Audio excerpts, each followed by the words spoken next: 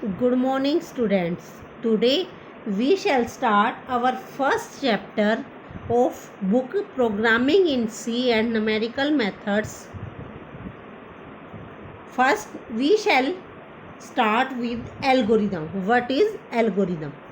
An algorithm is described as a complete unambiguous का मतलब क्या है? Clear finite number of logical steps for solving a specific problem. क्या algorithm क्या है? एक complete clear finite number of logical steps है for solving a specified problem. Means कोई भी अगर आपके पास प्रॉब्लम गिवन है उसको सोल्व करने के लिए एक कंप्लीट और finite number of logical step है, उनको क्या बोल देते हैं हम? Algorithm. The word algorithm is derived from the name of A 9th century Arab mathematician Al-Khwarizmi who developed the method for solving problems which use specific step by step instruction. ठीक है, ये जो अरब मैथमेटिशियन थे इसके नाम पे ये हमारा एल्गोरिदम नाम पड़ा है. ठीक है. An algorithm contain a finite number of step each of which में include a number of operations. उसमें बहुत सारे ऑपरेशन हो सकते हैं.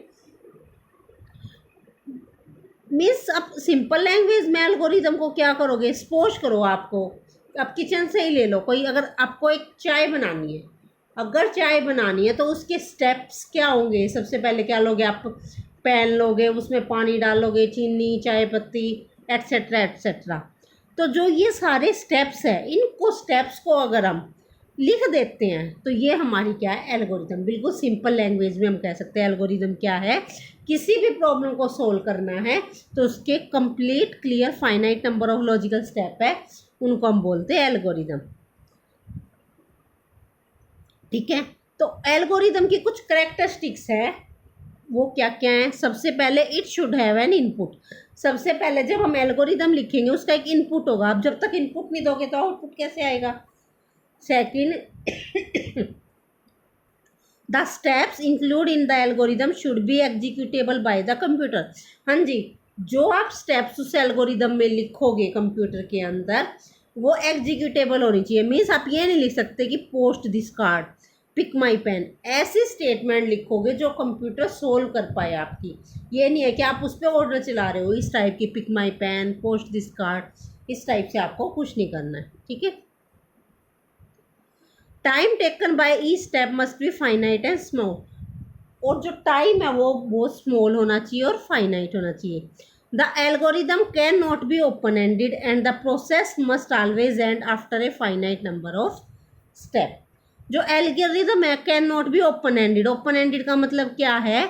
उसका एक टर्मिनेशन जरूर होनी चाहिए. ये नहीं है कि ओपन एंडेड हमने शुरू में ओपन कर दी उसको और बाद में हमने उसको ख़त्म ही नहीं किया.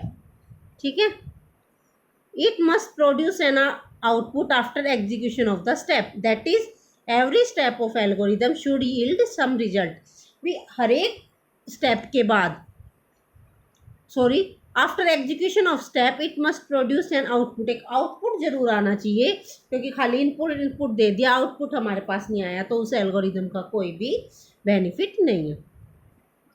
N algorithm should be written in very simple language. हाँ जी, बहुत सिंपल लैंग्वेज में होनी चाहिए, like plain English, so that it can be easily understand. Next है, the algorithm must be general enough to deal with any contingency.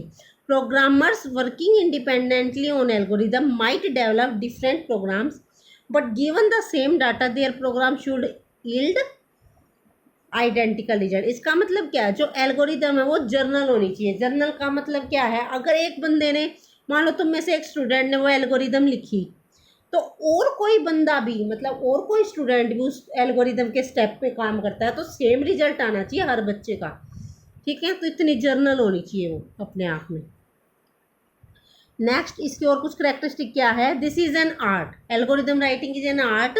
Once an algorithm is written, it is necessary to show that it computes the result correctly. भी ये check को जरूर करना आपको कि ये result correctly दे रही है या नहीं. This is called algorithm validation. ठीक है. अब हम कुछ एग्जांपल्स करते हैं, उससे आपको क्लियर हो जाएगा कि एल्गोरिदम है क्या मेनली. जैसे write an algorithm to find the sum of two number, हमें दो नंबर का सम फाइंड आउट करना, उसके लिए एल्गोरिदम लिखनी। तो उसकी एल्गोरिदम देखो कैसे लिखेंगे हम। तो उसके लिए देखो फर्स्ट स्टेप क्या होगा, input first number as A. First number हमें इनपुट करना है as A, input second number as B. दो नंबर लेने हैं तो पहले हमने ए इनपुट करा दिया और फिर बी इनपुट करा दिया। Then calculate their sum as C equal to A plus B. अब एक तीसरा वेरिएबल ले लिया सी और उसमें इन दोनों का सम करा लिया, C equal to A plus B, where C is another number in which their sum is stored. Now display C, और फिर सी को क्या करना है, display, and then terminate the process. हमने बताया था ना ये ओपन एंडेड नहीं होनी चाहिए, अगर एक बार शुरू होगी तो लास्ट में इसको एंड भी करना है। तो टर्मिनेट द प्रोसेस तो बिल्कुल सिंपल है, जस्ट सिंपल लैंग्वेज में आपको इसके प्रोसेसिंग लिखनी है, मीन्स इसके स्टेप्स लिखने। अब जैसे नेक्स्ट एग्जांपल देखो, write an algorithm to find greatest among three numbers. हमें एक एल्गोरिदम लिखनी है कि तीन नंबर में हमें ग्रेटेस्ट फाइंड आउट करना है। तो पहले आप अपने माइंड में सोचोगे कि इसकी एल्गोरिदम हम किस टाइप से बनाएंगे, कैसे कैसे बनाएंगे। हमारे पास तीन नंबर गिवन है ए बी सी।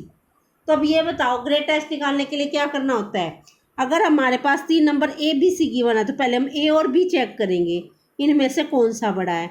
जो भी बड़ा होगा उसको फिर सी से चेक करेंगे कि उनमें से कौन सा बड़ा है। फिर अल्टीमेटली हम फाइंड आउट करेंगे कि तीनों में से कौन सा बड़ा है। तो क्या प्रोसेस होगी, first input numbers A B and C. सबसे पहले तो हमें तीन नंबर इनपुट कराने पड़ेंगे, तो हमने इनपुट करा लिए number 3 A B and C. Now second step, if A is greater than B, मतलब ए अगर बी से बड़ा है तो ए बड़ा हो गया, तो ग्रेटर को हमने क्या लिख दिया, A, else greater equal to B. मतलब क्या हुआ, अगर ए बी से बड़ा है तो ए ग्रेटर हो गया, अदरवाइज कौन सा ग्रेटर हो गया, बी। फिर हम चेक करेंगे ए और बी में, तो हमने पता कर लिया ग्रेटर की ए है या बी है। उसके बाद if greater is greater than C, भी जो ए और बी में से ग्रेटर है वो सी से भी बड़ा है, तो ग्रेटेस्ट क्या हो जाएगा, ग्रेटर, अदरवाइज ग्रेटेस्ट क्या हो जाएगा, सी। मीन्स ए और बी में तो हमने बड़ा चेक कर लिया, अब जो बड़ा आया था उसको अगर वो सी से बड़ा है तो ग्रेटेस्ट हो जाएगा वही, अदरवाइज ग्रेटेस्ट क्या हो जाएगा, see. Now display greatest and terminate the process. ठीक है। Now next, write an algorithm to find the area of a circle with radius R. अब हमें एल्गोरिदम लिखनी है एरिया ऑफ सर्कल निकालने की जिसकी रेडियस क्या है, आर। ये भी बिल्कुल सिंपल है, एरिया निकालना है किसी भी सर्कल का, रेडियस आर गिवन है, सबको पता है क्या फॉर्मूला होता है, पाई आर स्क्वायर। तो बस वही सेम स्टेप्स हैं। फर्स्ट स्टेप क्या है, input the radius R of the circle. सबसे पहले तो हमें रेडियस इनपुट करनी पड़ेगी, रेडियस होगी तभी तो हम एरिया निकाल लेंगे। Next, calculate the area A of the circle by using the formula A equal to pi R square where pi is a constant. Next, display area A and next terminate the process. ये जरूर है, ये आपकी terminate the process आपको जरूर करनी है, नहीं तो ये एल्गोरिदम आपकी वर्क नहीं करेगी। ठीक है।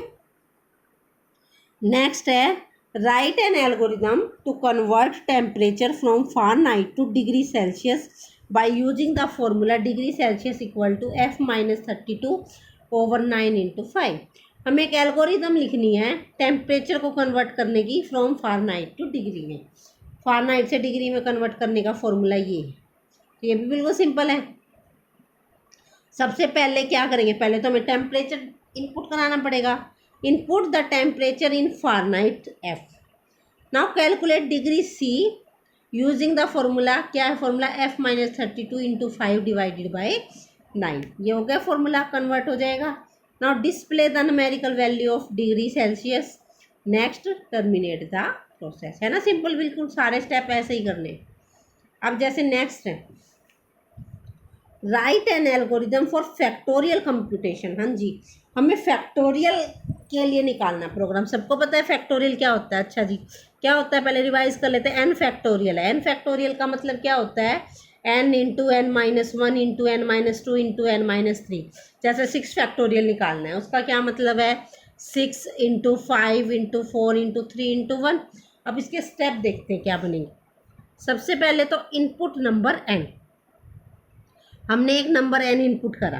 ठीक है, एक नंबर n इनपुट करा, इनपुट तो करना ही नहीं पड़ेगा जिस नंबर का फैक्टोरियल निकालना है।